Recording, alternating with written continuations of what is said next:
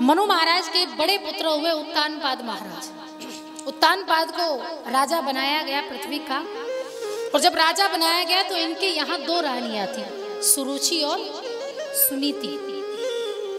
सुरुचि, ये वो सुरुचि है जो मन की करती है, अपने मन की करना जानती है, जो उसके मन को अच्छा लगता है, यानी रुचि, उसकी जिसमें रुचि है वो कार्य करती है, वो सुरुचि है। और दूसरा है सुनीति, जो नीति पर चलना सीखती है, जो नीति पर चलना सिखाती है, जो वेदों का ज्ञान करना सिखाती है, जो वेदों पर चलना सिखाती है, जो शास्त्रों को मानती है, वो सुनीति है। कालांतर में इनके यहाँ एक एक पुत्र हुआ। सुनीति के यहाँ ध्रुव महाराज हुए और सुरुचि के यहाँ उत्तम महाराज हुए। दोनों में, भाइयों में बड़ा प्रेम था, ध्रुव और उत्तम में। ध्रुव महाराज छोटी अवस्था में थे, उत्तानपाद सुरुचि से बड़ा प्रेम किया करते थे। एक बार उत्तानपाद युद्ध जीतकर वापस लौट कर आए तो ध्रुव महाराज लपक कर गोदी में बैठ गए। पिता से लाड प्यार छाव करने लगे तो सुरुचि ने हाथ पकड़ा और ध्रुव का धरती पर पटक दिया। जैसे धरती पर पटका तो ध्रुव जी रोने लगे। कहा, माता आपने मेरे साथ ऐसा दुर्व्यवहार क्यों किया? बोले, ध्रुव ये तेरे पिता नहीं, ये उत्तम के पिता है। इस राज्य में, इस गोद में, इस धन में, इस पद पर, इस सिंहासन पर केवल मेरे पुत्र उत्तम का स्थान है, तेरा स्थान नहीं। ध्रुव ने कहा, मैया ये मेरे भी पिता हैं। नहीं, ये उत्तम के पिता है। अगर तू चाहता है कि सिंहासन तुझे मिले, तेरे पिता की गोद तुझे मिले, जा उस विष्णु से कह दे, उस नारायण से कह दे कि अगले जन्म में तुझे मेरी कोख से जन्म दे, मेरे गर्भ से जन्म दे। नारायण से कहे, नारायण को बता। ये नारायण शब्द पहली बार ध्रुव महाराज ने सुना। ये नारायण कौन है? रोते रोते अपनी माँ सुनीति के पास गए। सुनीति को पूछा कि माँ, ये छोटी माता मुझे बार बार क्यों धिक्कारती है? मेरा भी तो स्थान है, मेरे भी तो पिता हैं। आखिर में मेरा स्थान है कहाँ? मैं जाऊं तो जाऊं कहाँ? मुझे मेरा अटल स्थान चाहिए। और माँ मुझे ये भी बताओ कि ये नारायण कौन है? मैं उस नारायण को पाना चाहता हूं। सुनीति ने ध्रुव को गोदी में बिठाया। अब नीतियां सिखा रही है, ज्ञान दे रही है, सुंदर उपदेश दे रही है। जीवन में हर बच्चे को बनाने में, बच्चे को बड़ा करने में एक माँ की सबसे बड़ी भागीदारी होती है ना। माँ का सबसे बड़ा योगदान होता है। माँ चाहे तो छत्रपति शिवाजी बना दे, माँ चाहे तो गोस्वामी तुलसीदास बना दे, माँ चाहे तो रानी लक्ष्मीबाई बना दे, माँ चाहे तो अनसुईया बना दे, है ना। कहते हैं बच्चे की प्रथम शिक्षक कौन होती है? माँ। इसलिए माँ का दर्जा सबसे ऊपर है। माँ का दर्जा सबसे पहले, भगवान से भी पहले माँ का दर्जा है। और सामान्य धर्म भी यही कहता है कि सबसे पहले माता पिता के चरणों का स्पर्श करो, आपको भगवान ढूंढने की जरूरत नहीं पड़ेगी। पहले माता पिता के चरणों का दर्शन करो, भगवान के दर्शन भले ही ना हो। माँ जीवन को बनाने की द्योतक है, पहली सीढ़ी है। एक कुम्हार को घड़ा बनाते हुए देखा है? कैसे बनाता है घड़ा? कैसे बनाता है कुम्हार? कभी तो देखा होगा। चकले पर रखता है मिट्टी को, सहारा देता रहता है, बाहर थपकी देता है, उसके पास एक थपकी होती है ना, बाहर थपकी देता रहता है और अंदर से सहारा देता रहता है। वैसा ही हमारा जीवन है, उस मटके की भांति। और माँ वो कुम्हार है। तो हल्की हल्की चोट देती रहती है, डांटती रहती, फटकारती रहती है, और अंदर से सहारा यानी प्रेम रूपी सहारा देती रहती है। अगर जरा सा भी टेढ़ा हो जाए ना मटका, एक 100 रुपए का मटका लेने में 100 बार ठोकते हैं। 100 का मटका खरीदने में 100 बार ठोकते हैं, और ठोक ठोक कर देखते हैं कि कहीं कोई कमी ना हो, अगर कमी है तो आप उसको वहीं छोड़ देंगे ना। साफ सुथरा है, नक्काशी अच्छी, चित्रकारी अच्छी है, खूब गोलाई है, मुख भी सुंदर है, तो आप झट से उसे ले लेंगे, चाहे भले ही 10 रुपए महंगा मिले। वैसे ही एक बच्चे का जीवन है, ठोक कर, पीट कर, सहारा देकर, डांट कर, फटकार कर, प्रेम से, त्याग से। अगर आपने उसे सही सहारा दिया, सही राह दी, तो वो बाजार में बिकने लायक बन जाएगा, बाजार में सम्मान के लायक बन जाएगा। अगर उसमें जरा सी भी त्रुटि हो गई, जरा सी भी गलती हो गई, तो बाजार में फिर वो निंदनीय हो जाएगा, वंदनीय नहीं, निंदनीय हो जाएगा। फिर उससे कोई पूछने वाला नहीं है। वैसे एक बच्चे का भविष्य तैयार करती है एक माँ। अद्भुत है माँ का चरित्र, अद्भुत है एक नारी का चरित्र। पिता एक छत है तो नारी स्तंभ है। नारी के बगैर एक पुरुष अधूरा है और पुरुष के बगैर एक नारी अधूरी है। तो दोनों का दायित्व है उस संतान को आगे भविष्य की नींव रखने का। हर किसी को माँ मिली है, हर कोई माँ के गर्भ से आया है। और देखिए, माँ को कभी भी कुछ सीखने की आवश्यकता नहीं पड़ती। दुनिया में हर चीज के स्कूल मिलेंगे, हर चीज के विद्यालय मिलेंगे, लेकिन माँ बनने का कोई विद्यालय नहीं मिलेगा, पिता बनने का कोई विद्यालय नहीं मिलेगा। मिलेगा? किसी ने कोई स्कूल खोला हो कि चलो तुम्हें पिता बनना सिखाते हैं, तुम्हें माँ बनना सिखाते हैं? नहीं।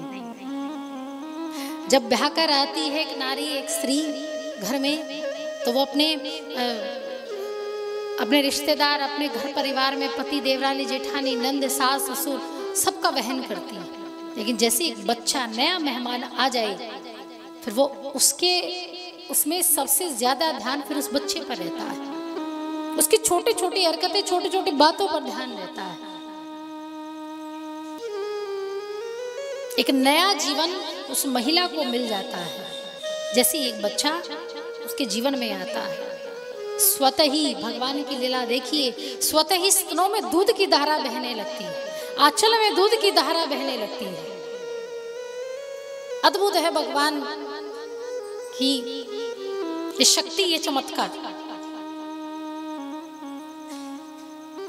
जब तक खुद का संतान नहीं होती, दूसरा का बच्चे ने अगर मलिनता कर दी तो आप साफ नहीं करेगी। कोई कह दे कि पड़ोसी का बच्चा हो, भी उसको थोड़ा साफ सफाई करें, मैं क्यों करूं, मैं क्या इसकी माँ हूं? जो इसकी माँ है वो करेगी। लेकिन जैसे ही अपनी संतान गोदी में आई, फिर उसे कोई घृणा नहीं आती है। आती है फिर घृणा, दूसरे के बच्चे पर घृणा आती है, लेकिन जब अपना बच्चा आ जाए तो घृणा समाप्त हो जाती, वत्सलता आ जाती, ममता आ जाती। तो ममता स्वयं पैदा हुई, ना कि हमें कहीं से खरीदनी पड़ी, लेनी पड़ी, किसी से पूछना पड़ा कि प्रेम बच्चे को कैसे करना है।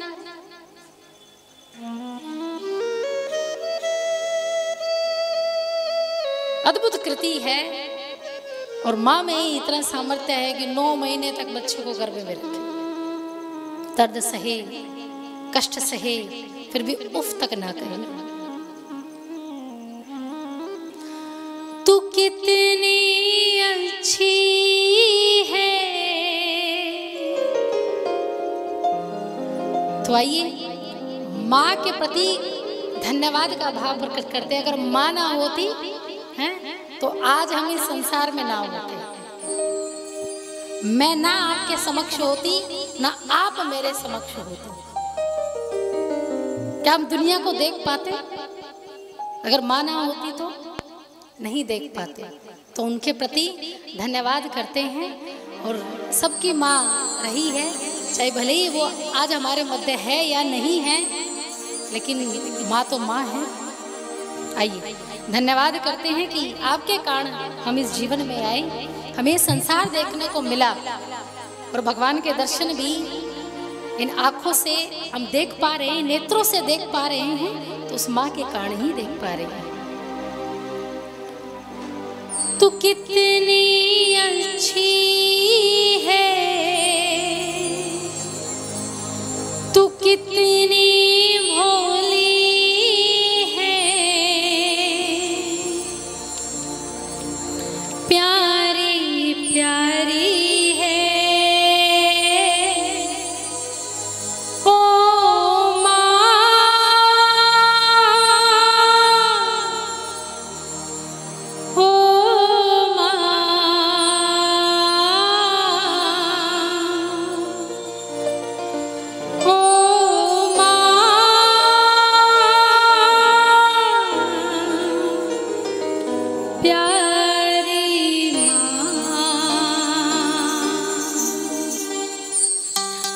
कितनी अच्छी है, तू कितनी भोली है, तू कितनी अच्छी है, तू कितनी भोली है, तू कितनी अच्छी है, तू कितनी भोली है, तू कितनी अच्छी है, तू कितनी भोली है, प्यारी प्यारी है ओ माँ,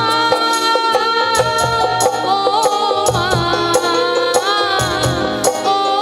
माँ, प्यारी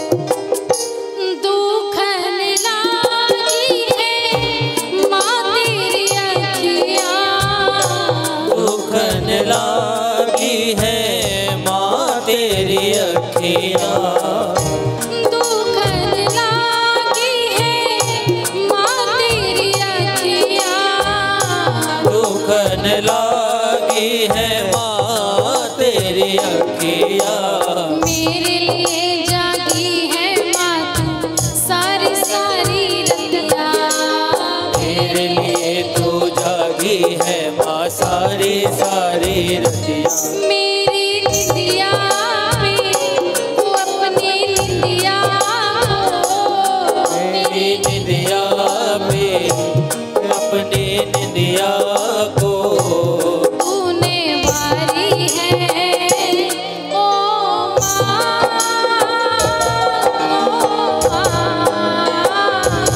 ओ माँ, प्यारी माँ, तू कितनी अच्छी है, तू कितनी भोली है, हो प्यारी प्यारी है ओ माँ, ओ माँ, ओ माँ, प्यारी माँ।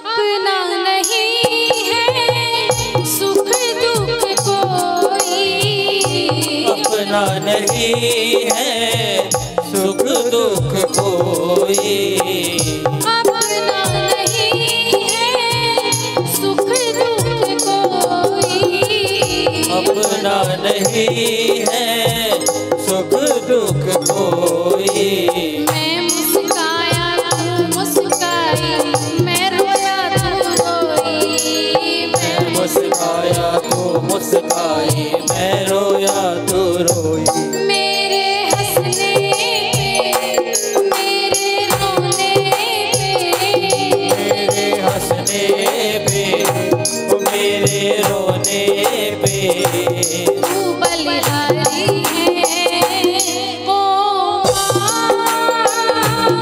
ओ माँ, ओ माँ,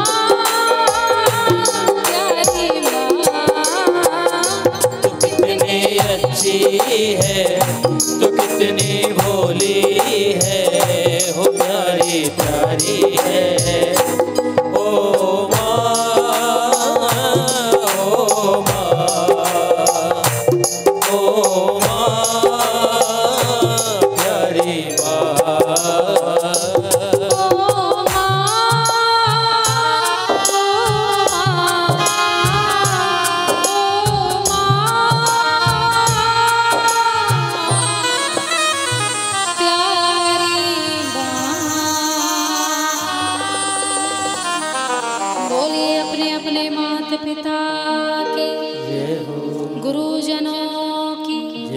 अपने अपने पितरों की जय हो। बोलिए श्री कृष्ण कन्हैया लाल की जय हो। माँ सुनीति ने ध्रुव महाराज को बड़ा सुंदर उपदेश दिया, नारायण के विषय में समझाया।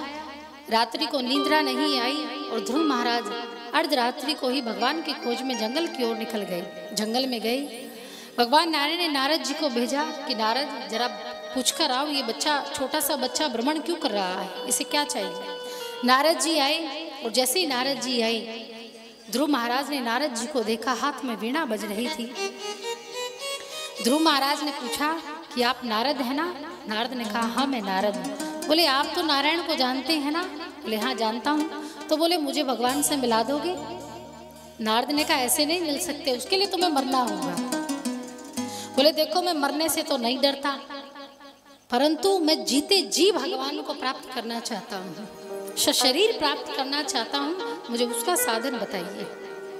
नारद ने कहा आप छोटे हैं, 5 वर्ष के हैं, इतनी कम उम्र में इतना बड़ा तप आप कैसे कर पाएंगे, आपको भगवान नहीं मिलेंगे। ध्रुव ने कहा गुरु का काम मार्ग से भटकाना नहीं होता, गुरु का काम मार्ग दिखाना होता है, मार्ग प्रशस्त करना होता है।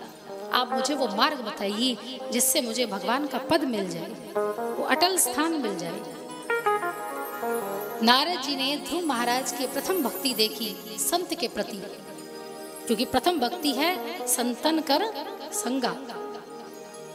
जैसे ही संत को देखा, नारद जी को देखा, ध्रुव महाराज के विवेक का एक सोपान खुल गया, एक सोपान जागृत हो गया। अब संत मिले हैं तो नारायण को मिलने में देरी नहीं है। कहा नारद जी गुरुवर आप मुझे गुरु मंत्र दीजिए और उसी 12 अक्षर मंत्र का जाप करते हुए मुझे तप का मार्ग सुझाइए। तब नारद जी ने इसी भक्ति के कारण ही, संत भक्ति के कारण ही 12 अक्षर मंत्र दिया। कौन सा है 12 अक्षर मंत्र? ओम नमो भगवते वासुदेवा, ये 12 अक्षर मंत्र हैं। 12 अक्षर मंत्र नारद जी ने ध्रुव महाराज के कानों में फूंका और कहा कि पुत्र तप करो। 12 अक्षर मंत्र का जाप करते करते ध्रुव महाराज प्रभु के ध्यान में समाधिस्थ हो गए। 3 दिन 3 महीने तक फलाहार में रहे।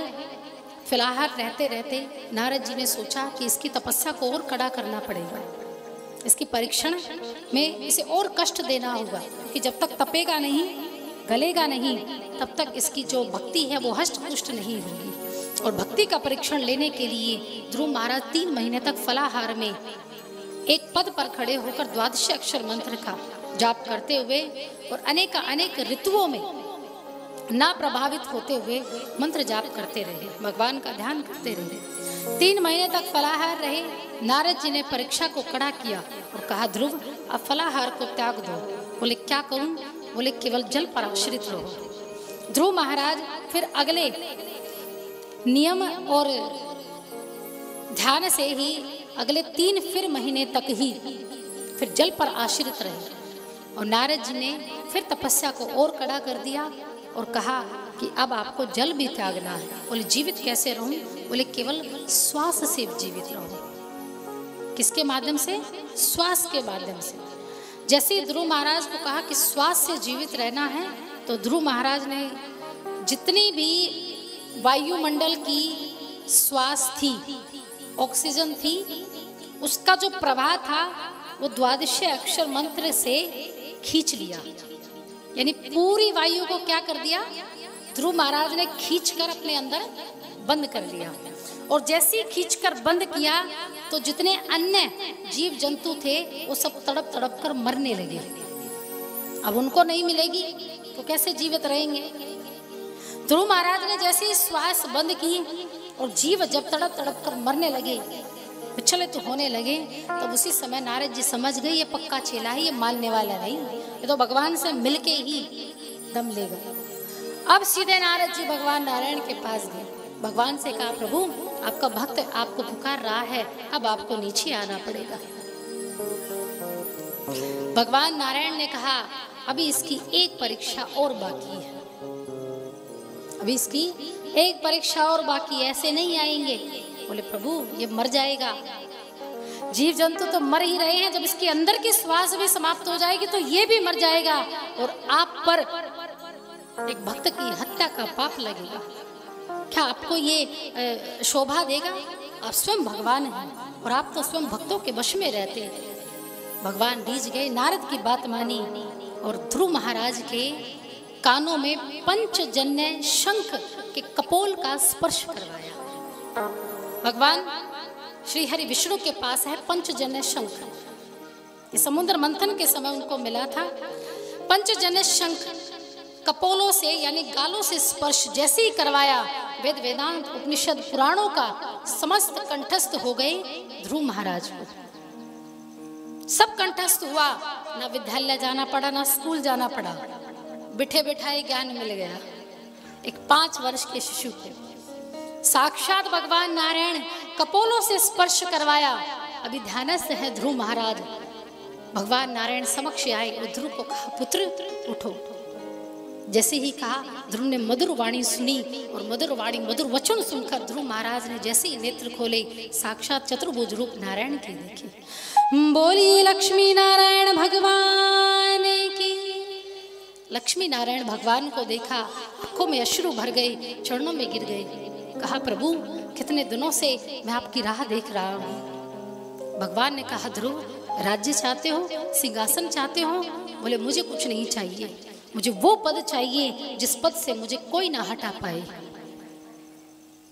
भगवान ने कहा ध्रुव तुम्हें मैं ध्रुव लोक देता हूँ, कई वर्षों तक उस पर शासन करना, क्योंकि तुम्हारे वंश में ही मेरा अवतार होने वाला है जिसका नाम था अंशावतार पृथु महाराज। पृथु महाराज के लिए ही 36,000 वर्षों तक ध्रुव महाराज ने राजगद्दी पर शासन किया और राजगद्दी पर शासन करने के बाद उनके यहाँ पृथु महाराज आए हैं, जो भगवान के ही क्या हुए हैं, अंशावतार हुए हैं। ध्रुव महाराज के समक्ष भगवान नारायण आए, ध्रुव महाराज को ध्रुव लोक दिया। कहा पुत्र राजगद्दी पर बैठो और राजगद्दी पर सिंहासन पर बैठकर प्रजा का पालन करते हुए अंत में तुम ध्रुव लोक जाओगे। और जैसे ही ये वरदान दिया तो प्रभु अंतर्ध्यान हो गए, नारायण अंतर्ध्यान हो गए। जैसे ही अंतर्ध्यान हो गए तो ध्रुव महाराज को ये अचानक से ध्यान आया कि भगवान सामने आए और मुझे बहला फुसलाकर लौट गए। मुझे तो बैकुंठ लोक चाहिए था और वो भी शरीर चाहिए था, इसका वरदान तो मुझे मिला ही नहीं। तो ध्रुव महाराज ने फिर दोबारा तपस्या की, नारायण भगवान को फिर रिझाया। फिर भगवान ने पूछा अब वो कौन सी मनोकामना है? ध्रुव ने कहा आपने मुझे ध्रुव तारा तो बना दिया, लेकिन मृत्यु के बाद मेरी मृत्यु ना हो, यानी साक्षात मृत्यु देवी सीढ़ी बनकर मुझे लेने के लिए बैकुंठ लोक में लेकर जाए, मेरी ये इच्छा है। तो इच्छा ध्रुव महाराज ने जागृत की, भगवान प्रसन्न हुए और भगवान ने फिर आश्वासन देकर ध्रुव महाराज को अंतर्धान हुए और वही ध्रुव महाराज 36,000 वर्षों तक शासन किए।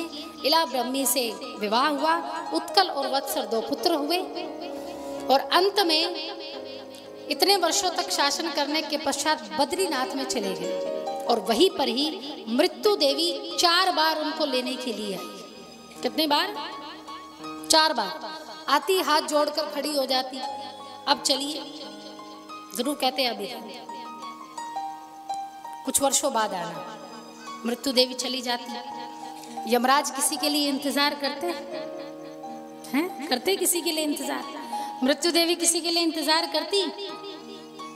थोड़ा काम वाम निपटा ले, थोड़ी देर में लेकर चले जाना। लेकिन यहाँ मृत्यु देवी इंतजार करती है ध्रुव महाराज का ले जाने के लिए। दूसरी बार आई, फिर भी ध्रुव महाराज नहीं गए। तीसरी बार आई, तब भी नहीं गई। जब चौथी बार आई तो मृत्यु देवी ने कहा प्रभु अब तो चलिए, क्योंकि मैं आपके इंतजार में ही यहाँ कितने दिनों तक पहरेदारी कर रही हूँ, अब तो आपको मेरे साथ चलना पड़ेगा। तब ध्रुव महाराज अंत में भगवान का ध्यान करते हुए बैकुंठ लोक की ओर प्रस्थान किए और मृत्यु देवी ने सिर झुकाया एक पैर कंधे पर रखा और एक पैर सिर पर रखकर वैकुंठ लोक को प्रस्थान कर गए। तो एकमात्र ध्रुव महाराज ऐसे भक्त हैं जिन्होंने जीते जी वैकुंठ लोक को प्राप्त किया। 5 वर्ष के भगवान, और कहते हैं ना, जा पर कृपा राम की हुई, ता पर कृपा करही सब कोई। भगवान नारायण की कृपा हुई और ध्रुव महाराज को वैकुंठ लोक यानी साकेत धाम मिला और दोबारा माँ के गर्भ में उनको आना नहीं पड़ा।